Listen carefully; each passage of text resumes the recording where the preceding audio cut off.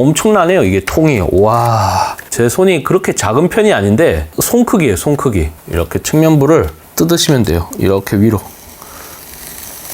접착이 되어 있어서 이렇게 벗기면은 저고리를 푸는 듯한 그런 느낌. 테크요정 비티크입니다. 드디어 상하이 봉쇄 때문에 배송이 많이 늦어졌는데 하이엔드 미니 PC 맥 스튜디오입니다. 손잡이가 있기 때문에 이걸 통해서 이동을 할 수가 있는데 상당히 무거워요. 개봉을 해보고 과연 어떻게 생겼는지 한번 확인해 보도록 하겠습니다. 녹색 화살표 방향대로 그냥 쫙 이렇게 밀어서 열 수가 있습니다. 이렇게 눕혀서 쭉 열어주시면 돼요. 마치 선물 박스처럼 열어주시면 됩니다. 이 설명서가 반대편 뚜껑 쪽에 붙어 있습니다. 포트 부분에 대해서 설명이 되어 있고 제품 보증서 그리고 스티커. 애플 스티커는 블랙으로 되어 있습니다. 화살표가 양쪽으로 나와 있습니다. 이걸 열어서 들 수 있게 만들어 놓았습니다. 최근 나온 애플 제품 중에서 언박싱할 맛이 나는 사실상 유일한 제품이 아닌가 하는 생각이 듭니다. 엄청나네요. 이게 통이. 와, 제 손이 그렇게 작은 편이 아닌데 손 크기예요. 손 크기. M1 Max와 M1 울트라 버전 각각 무게가 다르거든요. 제 건 M1 Max인데 그래도 상당히 묵직한 무게를 자랑합니다. 보호를 위해서 부직포 같은 걸로 이렇게 감싸져 있습니다. 하단에는 이렇게 케이블이 제공이 되고 있습니다. 상당히 고급스러운 그런 느낌이죠. 애플의 감성 이런 게 느껴지는 그런 마감이에요. 옆에 있는 이런 포장지는 그냥 순수하게 제품을 보호하기 위한 그런 포장지예요. 중요한 건 역시 이 깡통이죠. 깡통을 한번 살펴보도록 하겠습니다. 이렇게 측면부를 뜯으시면 돼요. 이렇게 위로 접착이 되어 있어서 이렇게 벗기면은 저고리를 푸는 듯한 그런 느낌. 포장부터 예술이네요.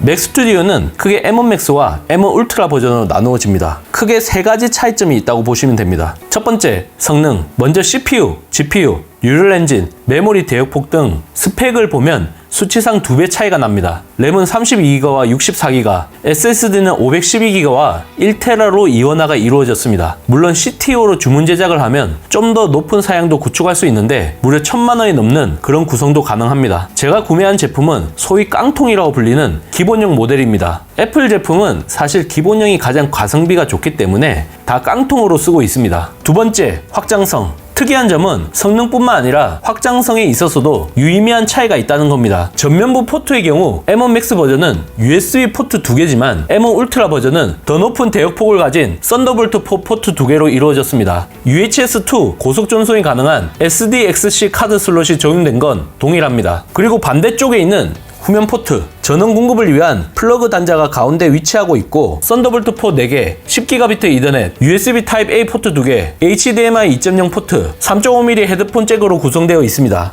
맥미니와 비교하면 상당히 풍성한 편입니다. 세 번째, 휴대성. 맥미니와 동일하게 가로와 세로 길이 모두 19.7cm이며 두께는 크게 증가하여 9.5cm로 두꺼워졌습니다. 무게는 M1 Max 버전이 2.7kg, M1 울트라 버전이 3.6kg으로 거의 1kg 정도 차이가 납니다. 이는 M1 울트라가 칩 2개를 연결하는 울트라 퓨전 기술이 적용되면서 발열이 심해졌기 때문에 내부 방열 구조를 좀 더 충실히 갖췄기 때문입니다. 기본적으로 알루미늄 디자인으로 되어 있으며 대형 냉각팬 2개가 바닥에서 차가운 공기를 흡입해 뒷면으로 배출하는 구조를 적용했습니다. 그렇기 때문에 쿨링을 좀 더 신경 쓰지 않아도 되는 M1 Max 버전이 좀 더 작아졌을 수도 있을 거라고 생각이 되는데 만약 그렇게 됐다면 공간 활용성 측면에서 좀 더 각광받지 않았을까 생각을 해봅니다. 하지만 천하의 장사꾼인 애플은 그렇게 하지 않았습니다. 만약 작은 걸 원한다면 맥미니를 사라. 애플은 그렇게 얘기하고 있는 것 같습니다. 개인적으로 맥 스튜디오를 사야 된다면 M1 울트라보다는 M1 Max가 좋은 선택이라고 봅니다.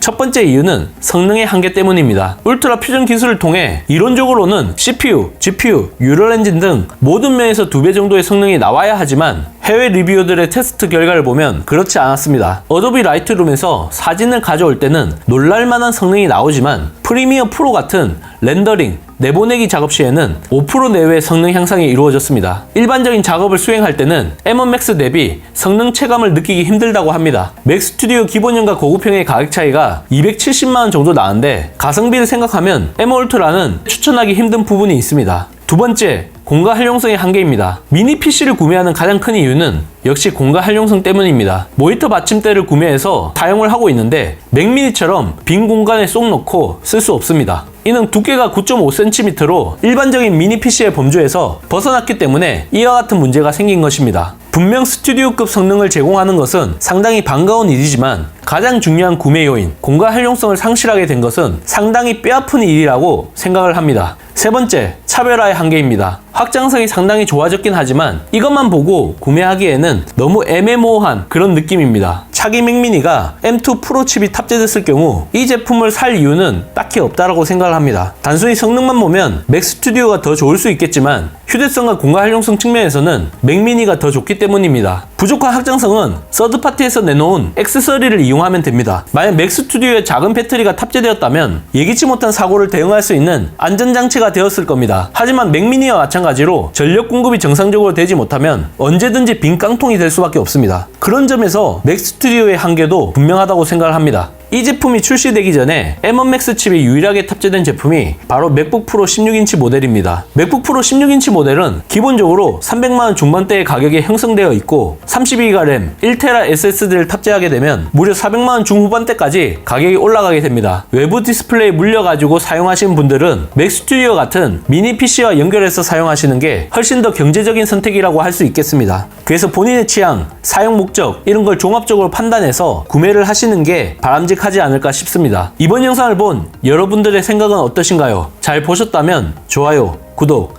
알림 설정까지 모두 눌러주세요. 영상 제작에 큰 도움이 되니 잊지 말고 눌러주시는 센스. 지금까지 테크요정 비티커였습니다. 고맙습니다.